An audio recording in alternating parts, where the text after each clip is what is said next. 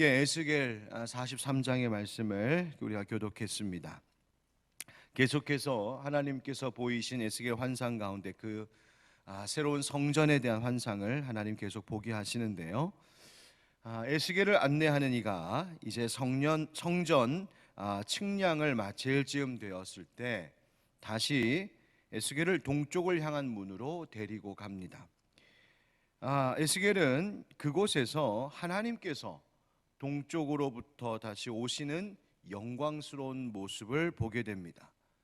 그 음성이 많은 물소리 같고 그 땅이 그 모습이 희고 찬란하여서 이가 바로 여호와 하나님이심을 바로 알고 에스겔이 그 땅에 엎드려 하나님 앞에 절합니다. 그 영광스러운 모습 앞에 에스겔이 경외함과 그 두려운 마음을 가지고 그 영광 가운데 하나님 앞에 절한 것입니다. 그 모습이 4절 5절에 이렇게 묘사되어 있는데요. 여호와의 영광이 동문을 통하여 성전으로 들어오고 영이 나를 들어 데리고 안뜰에 들어가시기로 내가 보니 여호와의 영광이 성전에 가득하더라. 아멘. 여러분 4절 말씀에 여호와의 영광이 이 동쪽 문을 통하여 성전에 들어오셨다. 그 말은 그 전까지 그 성전 안에 여호와의 영광이 계셨다는 말이에요? 안 계셨다는 말이에요? 안 계셨다는 말이에요. 이제 들어오신 거예요.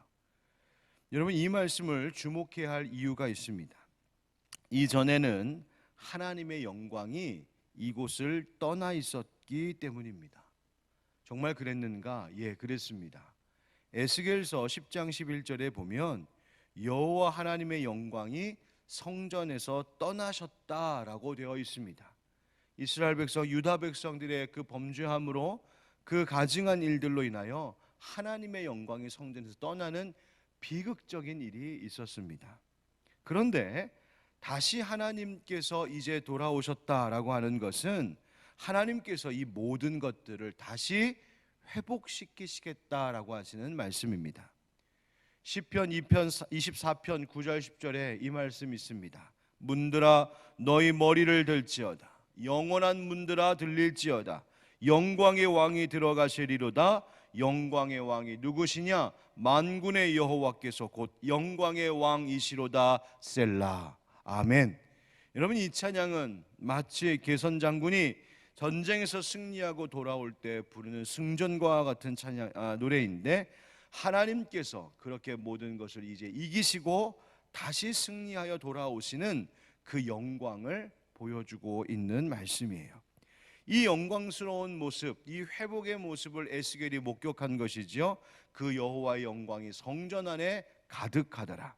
마치 모세 때의 회박의 구름이 가득히 덮였던 것처럼 솔로몬이 처음 성전을 건축하여 하나님 앞에 봉헌할 때 그 구름이 성전에 가득했던 것처럼 하나님 임재의 영광이 가득하게 되었음을 지금 말해주고 있는 겁니다. 여러분 하나님께서 그 범죄한 가증한 일을 행하던 이스라엘 백성, 유다 백성들 보시고 그 영광을 거두어 가셨던 것처럼 우리의 삶에도 죄로 인하여서 하나님께서 기뻐하지 않으시며 하나님의 영광을 거두어 가시는 일이 없도록 우리의 삶을 늘 성결하게 돌보아야 합니다. 우리들 가운데 하나님께서 가득하시기를 간절히 소망합니다. 우리 각 사람의 마음에도 가정에도 교회에도 하나님이 안 계신 것이 아니라 하나님 임재의 영광에 가득한 바로 그 기쁨이 우리 가운데 있기를 간절히 소망합니다. 우리의 삶의 안전도 평안도 하나님의 임재와 동행하심 안에서만 가능하다는 사실을 잊지 마십시오. 그것만이 우리의 삶의 참 만족이라는 것입니다. 여러분 우리의 죄로 인하여 하나님의 영광이 우리에게서 떠나는 일이 없도록 우리의 가정과 교회와 우리 각 사람 우리의 심령을 늘 새롭게 하고 돌볼 수 있는 깨어있는 우리들 되기를 주 예수 그리스도의 이름으로 축원드립니다. 자, 그래서 하나님께서 이제 에스겔에게 말씀하십니다. 하나님께서 이스라엘을 다스리시는 통치자로서 이 성전의 보좌에 앉으시겠다. 그래서 7절 말씀에 보면 내게 이르시되 인자야 이는 내 보좌의 처소 내 발을 두는 처소 내가 이스라엘 족속 가운데 영원히 있을 곳이라 하시면서 하나님께서 이제 완전한 이스라엘의 통치자로 계신다 말씀하십니다. 그리고는 다시는 너희가 음행과 가증한 일로 하나님의 거룩하신 이름을 더럽히지 말라 하십니다. 이제 내가 너희를 다시 회복시키니 다시는 그런 죄 짓지 말라고 말씀하시는 거예요.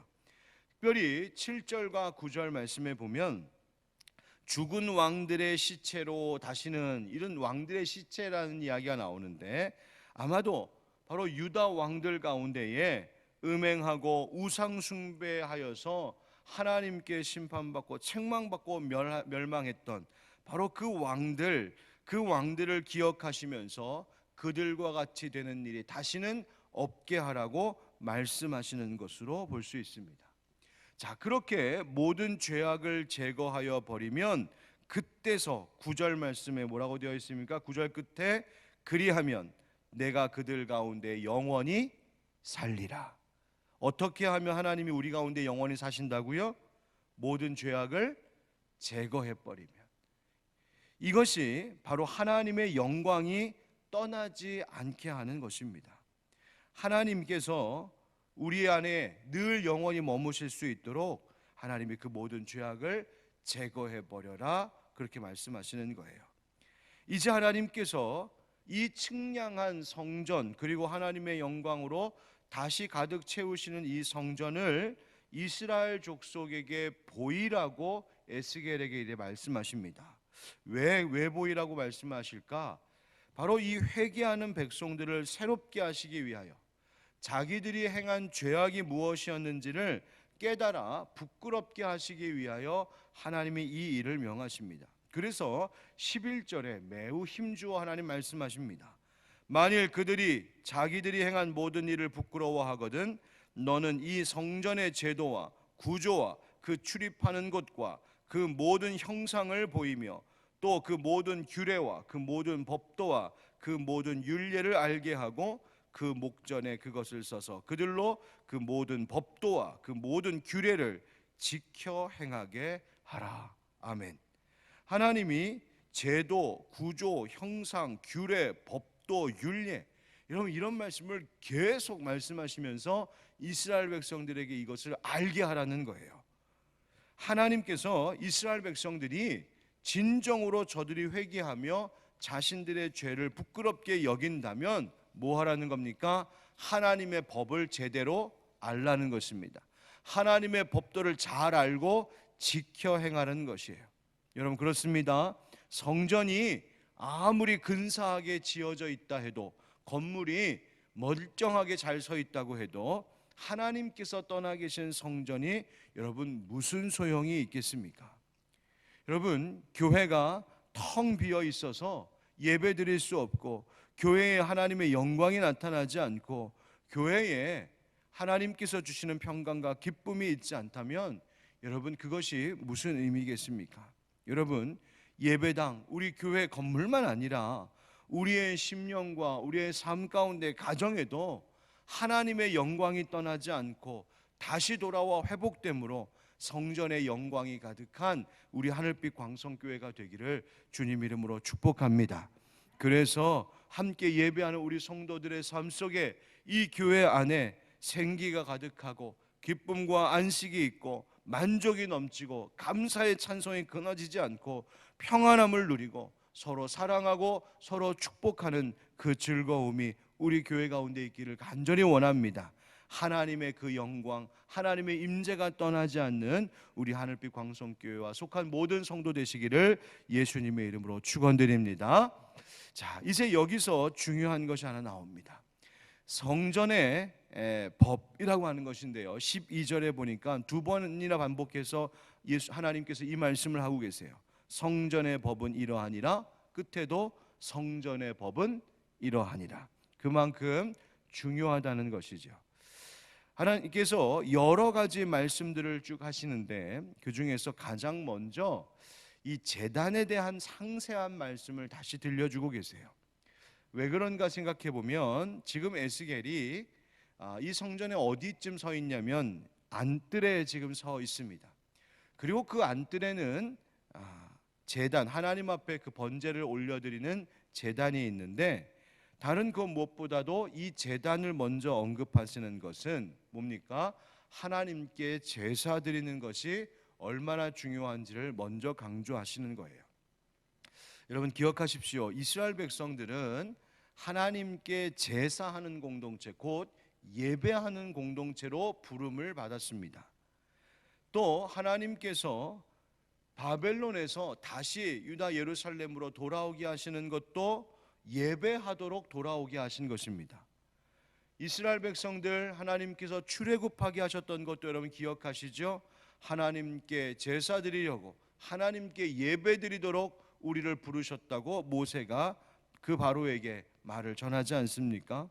그래서 여러분 오늘 말씀에도 보면 제단을 만들고 제단을 정결하게 하는 일을 가장 먼저 상세하게 가르쳐 주시는데, 그 말씀이 바로 13절부터 27절까지입니다.